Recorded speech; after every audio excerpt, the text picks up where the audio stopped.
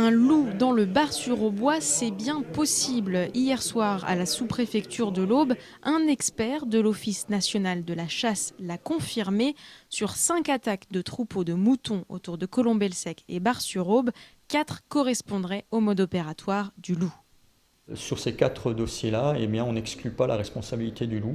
C'est-à-dire qu'on est en présence de 4 tableaux cliniques de type loup. C'est la façon dont les morsures sont commises à la gorge, c'est surtout la dimension des perforations qu'on retrouve, c'est la façon dont est consommée la proie, les organes qui sont consommés. Ces conclusions n'ont pas rassuré les éleveurs présents à la réunion d'information. Bien au contraire, pour eux, les solutions proposées ne sont pas pleinement satisfaisantes. Alors, il est vrai qu'on va être indemnisé de nos pertes, mais seulement dans nos parcs aujourd'hui, on ne sait pas si on peut relâcher le bétail. Donc, question est posée, qu'est-ce qu'on va faire dans les jours qui viennent? Quelles sont les précautions? Moi, je ne suis pas rassuré parce qu'il faut absolument prendre des mesures. Et ces mesures-là ne sont pas prises. Le plus sûr serait évidemment de retrouver l'animal et de le prélever de son environnement, mais des restrictions empêchent toute action de ce type. En réalité, aujourd'hui, on est en présence d'une espèce qui a un statut au niveau international, statut de protection complète. Donc on ne peut pas tuer un loup.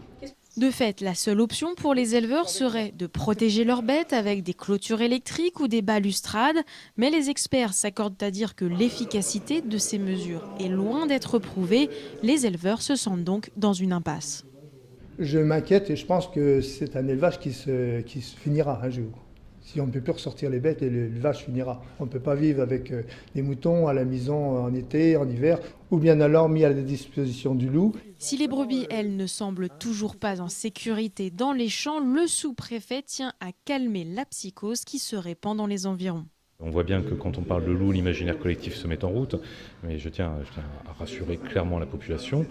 Nous avons des attaques de troupeaux qui sont isolées dans le temps, qui sont isolées géographiquement et qui ne peuvent provenir que d'un seul animal, qui vraisemblablement n'est pas installé territorialement dans le département. Et il ne faut pas avoir de peur ni de crainte à ce niveau-là, et ce d'autant qu'à supposer même qu'il s'agisse d'un loup, le loup a peur de l'homme.